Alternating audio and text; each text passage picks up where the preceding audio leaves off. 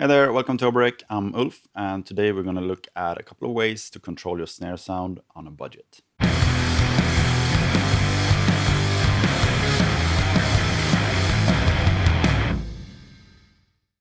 As you probably know, there are a lot of different products to control your snare drum, like muffling stuff, big fat snare drum, moon gel, those dampening rings, basically a lot of stuff. And none of it is really cheap, or it depends on what you think is cheap. But a lot of that stuff you can do like a DIY solutions and not pay many cents at all. Today we're gonna have a look at that. And that video that I'm gonna show you is a part of a course that I just launched on Skillshare. If you wanna check that out, you can look at the link in the description and you will find the full course on recording drums. It's like a very detailed but yet basic course for beginners and intermediate recordists. If you're like starting out recording, you have like an 8-channel interface, you're trying to record your drums, having some troubles getting it to sound right, I really recommend you checking my course out. If you sign up through my link, you get 2 weeks of the premium membership for free. So you have a lot of time to check out my course and see if there's anything else you like on Skillshare. If you don't, just quit the membership and you will have seen my course for free. So let's jump into it. I'm going to show you a little bit how you can muffle the snare. This is what it sounds like now. I guess most of you know about like moon gel and other dampeners like that. They just become dirty and disappear, and then you have to buy new ones for a lot of money. The next thing you can buy or just make yourself, since we changed the drum heads before, you can make your own dampening ring.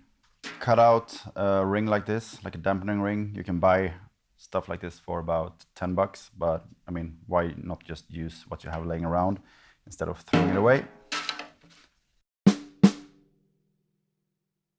I usually go with this one. I think it's nice, but sometimes I think it's dampening too much. But if you want it even more dampened, you can go with a full drum head. Just cut it out like this, put it on there. The funny thing with that is that it lowers the pitch of the drum.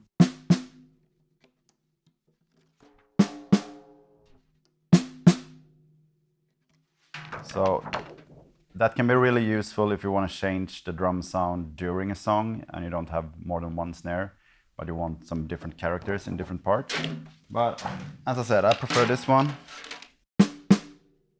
But if you think that dampens too much, you can just make a little part of it, not the full ring, just a part of it, and lay it down in the corner.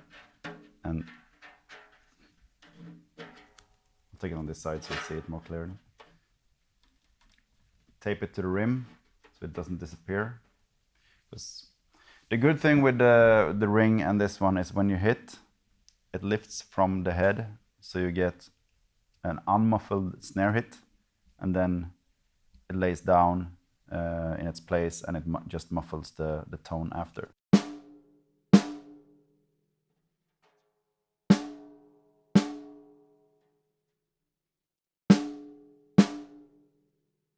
So that's a good middle ground. I think we're gonna try and record with that today. Another tip I got from a friend, the drummer in my band actually, he uses those furniture pads that you put under chairs and sofas and stuff to protect your floor. They are sticky, so you can just put them wherever.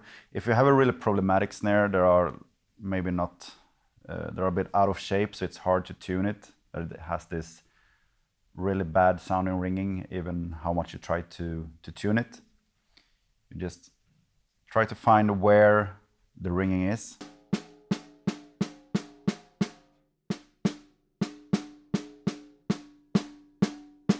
Some people just throw on a moon gel, and if it's not enough, they just throw on more instead of like try to look around and find where the issue is.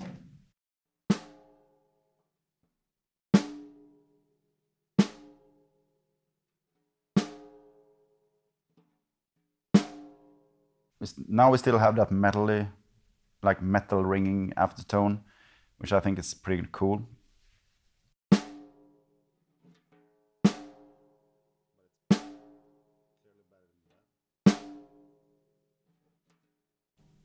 And the good thing is you can put as much as you want there.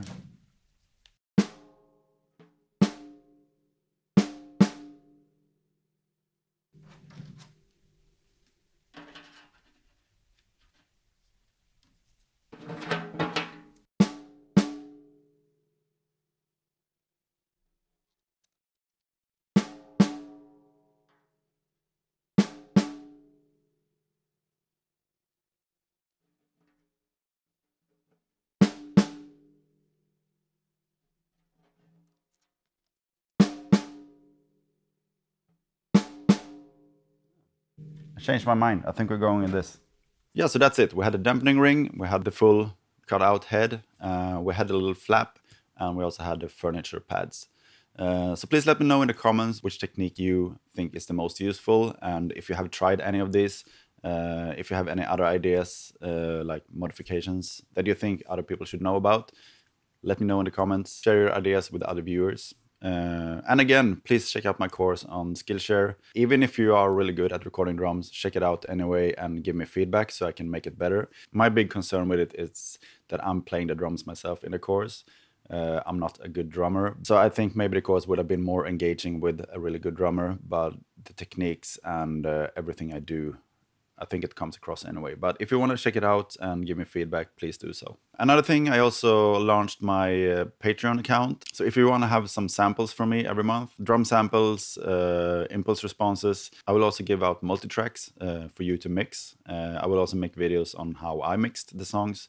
And you can follow along if you want to, or just make your own take on it. And also some live streams where I will answer questions. And I'm also going to start up my Q&A sessions after the New Year's again. And I will check the questions from Patreon first. And if you are on Patreon and place a question, those questions will be answered first in the Q&As every month. Yeah, so please have a look. Thank you so much for watching. I really appreciate it.